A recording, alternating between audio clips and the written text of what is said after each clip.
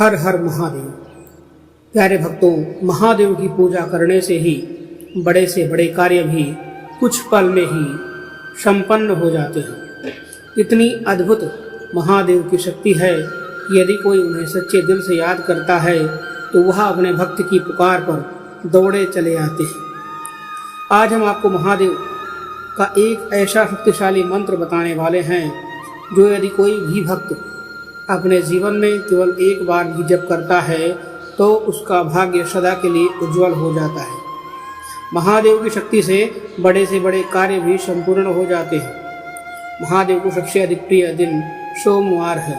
इस दिन यदि आप महादेव के नाम का उच्चारण करते हैं, यदि आप महादेव को पुकारते हैं तो भी आपकी महादेव की कृपा से पूरी हो जाती है। और यह मंत्र जो हम आज आपको सुनाने वाले हैं, इस छोटे से मंत्र से आपकी बड़ी से बड़ी मनोकामनाएं भी आज के दिन पूरी हो जाएंगी। इस मंत्र के शुरू होने से पहले मनोकामना अपने मन में याद कर लीजिएगा और फिर इस मंत्र को पूर्ण रूप से 108 बार श्रवण करिएगा। यदि आप जाप कर सकते हैं तो बहुत ही उत्तम है।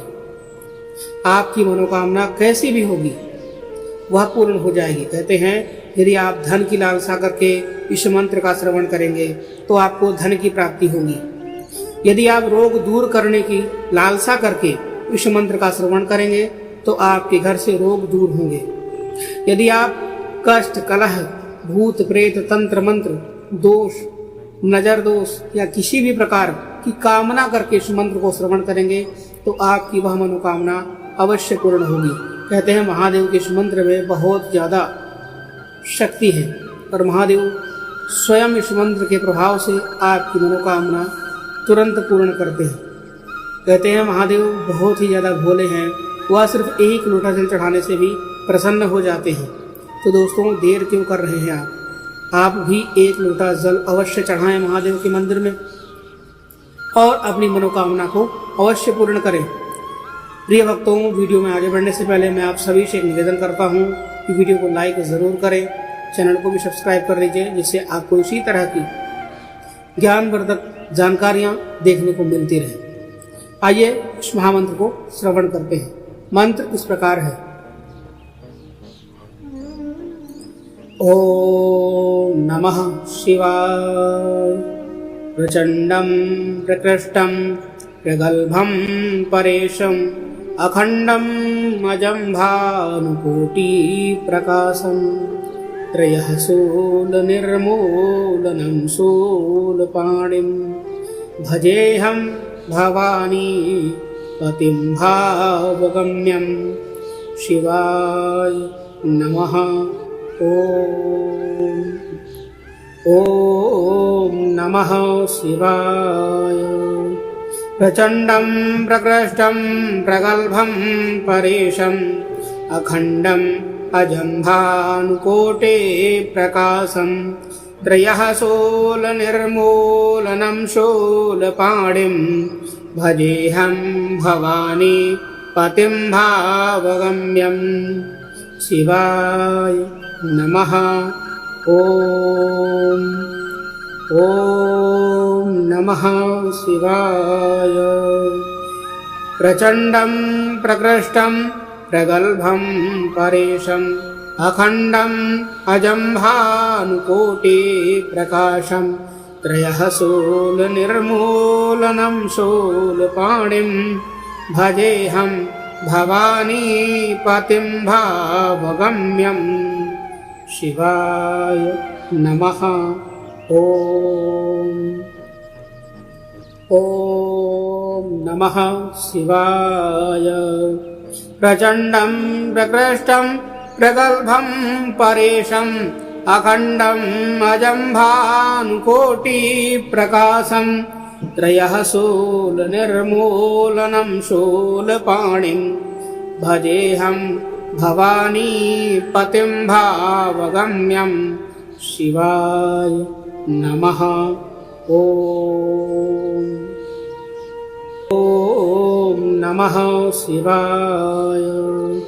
प्रचंडं प्रकृष्टं प्रगल्भं परेशं अखंडं अजं भानुकोटे प्रकाशं त्रयः शूलनिर्मूलनं शूलपाणिं भजेऽहं भवानी पतिं भावगम्यं शिवाय नमः। ॐ नमः शिवाय।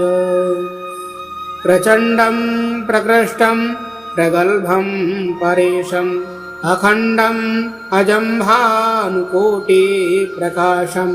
त्रयः शूलनिर्मूलनं शूलपाणिं भजेऽहं भवानीपतिं भावगम्यं शिवाय नमः। ॐ नमः शिवाय। प्रचण्डं प्रकृष्टं प्रगल्भं परेशम् अखण्डम् अजं भानुकोटिप्रकाशं त्रयः शूलनिर्मूलनं शूलपाणिं भजेऽहं भवानीपतिं भावगम्यं शिवाय नमः। ॐ नमः शिवाय। प्रचण्डं प्रकृष्टं प्रगल्भं परेशम् अखण्डम् अजं भानुकोटिप्रकाशं त्रयः शूलनिर्मूलनं शूलपाणिं भजेऽहं भवानीपतिं भावगम्यं शिवाय नमः। ॐ नमः शिवाय। प्रचण्डं प्रकृष्टं प्रगल्भं परेशम् अखण्डम् अजं भानुकोटिप्रकाशं त्रयः शूलनिर्मूलनं शूलपाणिं भजेऽहं भवानीपतिं भावगम्यं शिवाय नमः। ॐ नमः शिवाय। प्रचण्डं प्रकृष्टं प्रगल्भं परेशम् अखण्डम् अजं भानुकोटिप्रकाशं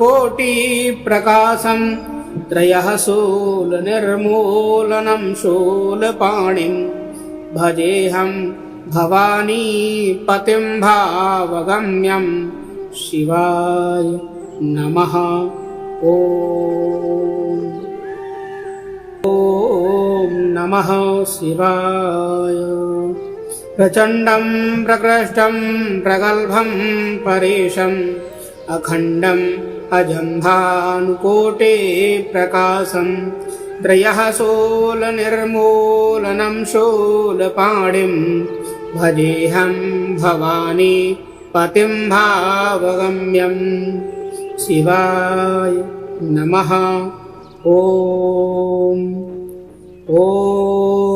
नमः शिवाय। प्रचण्डं प्रकृष्टं प्रगल्भं परेशम् अखण्डम् अजं भानुकोटिप्रकाशं त्रयः शूलनिर्मूलनं शूलपाणिं भजेऽहं भवानीपतिं भावगम्यं शिवाय नमः। ॐ नमः शिवाय। प्रचण्डं प्रकृष्टं प्रगल्भं परेशम् अखण्डम् अजं भानुकोटिप्रकाशं त्रयः शूलनिर्मूलनं शूलपाणिं भजेऽहं भवानीपतिं भावगम्यं शिवाय नमः। ॐ नमः शिवाय। प्रचण्डं प्रकृष्टं प्रगल्भं परेशम् अखण्डम् अजं भानुकोटिप्रकाशं त्रयः शूलनिर्मूलनं शूलपाणिं भजेऽहं भवानीपतिं भावगम्यं शिवाय नमः। ॐ नमः शिवाय। प्रचण्डं प्रकृष्टं प्रगल्भं परेशम् अखण्डम् अजं भानुकोटिप्रकाशं त्रयः शूलनिर्मूलनं शूलपाणिं भजेऽहं भवानीपतिं भावगम्यं। शिवाय नमः। ॐ नमः शिवाय। प्रचण्डं प्रकृष्टं प्रगल्भं परेशम् अखण्डम् अजं भानुकोटिप्रकाशं त्रयः शूलनिर्मूलनं शूलपाणिं भजेऽहं भवानीपतिं भावगम्यं। शिवाय नमः। ॐ नमः शिवाय। प्रचण्डं प्रकृष्टं प्रगल्भं परेशम् अखण्डम् अजं भानुकोटिप्रकाशं त्रयः शूलनिर्मूलनं शूलपाणिं भजेऽहं भवानीपतिं भावगम्यं। शिवाय नमः। ॐ नमः शिवाय। प्रचण्डं प्रकृष्टं प्रगल्भं परेशम् अखण्डम् अजं भानुकोटिप्रकाशं त्रयः शूलनिर्मूलनं शूलपाणिं भजेऽहं भवानीपतिं भावगम्यं। शिवाय नमः। ॐ नमः शिवाय। प्रचण्डं प्रकृष्टं प्रगल्भं परेशम् अखण्डम् अजं भानुकोटिप्रकाशं त्रयः शूलनिर्मूलनं शूलपाणिं भजेऽहं भवानीपतिं भावगम्यं। शिवाय नमः। ॐ नमः शिवाय। प्रचण्डं प्रकृष्टं प्रगल्भं परेशम् अखण्डम् अजं भानुकोटिप्रकाशं त्रयः शूलनिर्मूलनं शूलपाणिं भजेऽहं भवानीपतिं भावगम्यं। शिवाय नमः। ॐ नमः शिवाय।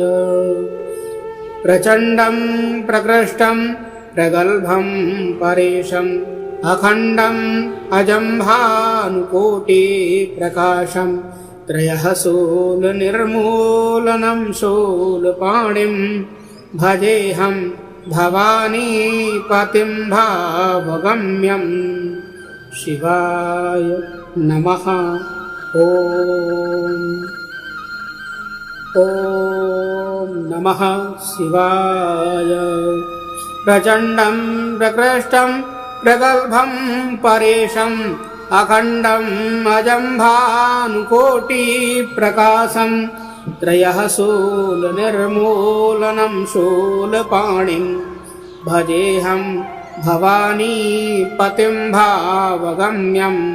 शिवाय नमः। ॐ नमः शिवाय। प्रचण्डं प्रकृष्टं प्रगल्भं परेशम् अखण्डम् अजं भानुकोटिप्रकाशं त्रयः शूलनिर्मूलनं शूलपाणिं भजेऽहं भवानीपतिं भावगम्यं। शिवाय नमः। ॐ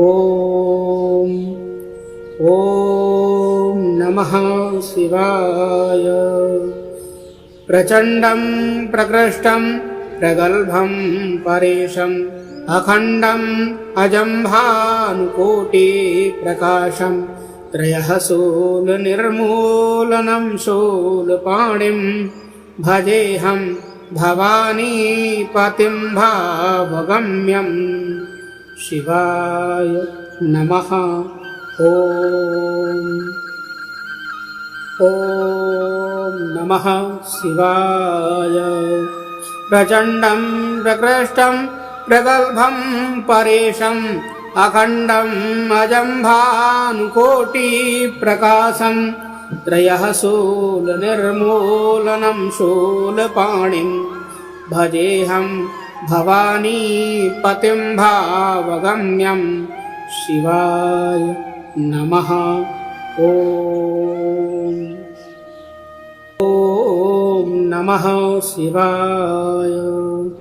प्रचण्डं प्रकृष्टं प्रगल्भं परेशम् अखण्डम् अजम्भानुकोटिप्रकाशम् त्रयः शूलनिर्मूलनं शूलपाणिं भजेऽहं भवानीपतिं भावगम्यं शिवाय नमः।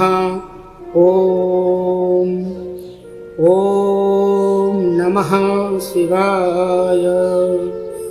प्रचण्डं प्रकृष्टं प्रगल्भं परेशम् अखण्डम् अजम्भानुकोटिप्रकाशम् त्रयः शूलनिर्मूलनं शूलपाणिं भजेऽहं भवानीपतिं भावगम्यं शिवाय नमः।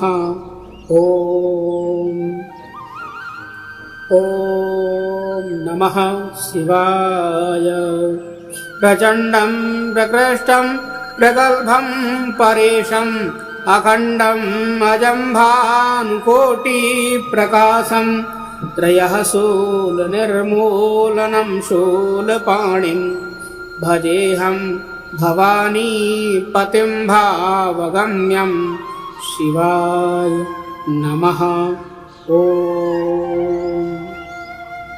ॐ नमः शिवाय। प्रचण्डं प्रकृष्टं प्रगल्भं परेशम् अखण्डम् अजम्भानुकोटिप्रकाशम् त्रयः शूलनिर्मूलनं शूलपाणिं भजेऽहं भवानीपतिं भावगम्यं शिवाय नमः। ॐ नमः शिवाय। प्रचण्डं प्रकृष्टं प्रगल्भं परेशम् अखण्डम् अजम्भानुकोटिप्रकाशम् त्रयः शूलनिर्मूलनं शूलपाणिं भजेऽहं भवानीपतिं भावगम्यं शिवाय नमः। ॐ नमः शिवाय। प्रचण्डं प्रकृष्टं प्रगल्भं परेशम् अखण्डम् अजम्भानुकोटिप्रकाशम् त्रयः शूलनिर्मूलनं शूलपाणिं भजेऽहं भवानीपतिं भावगम्यं शिवाय नमः। ॐ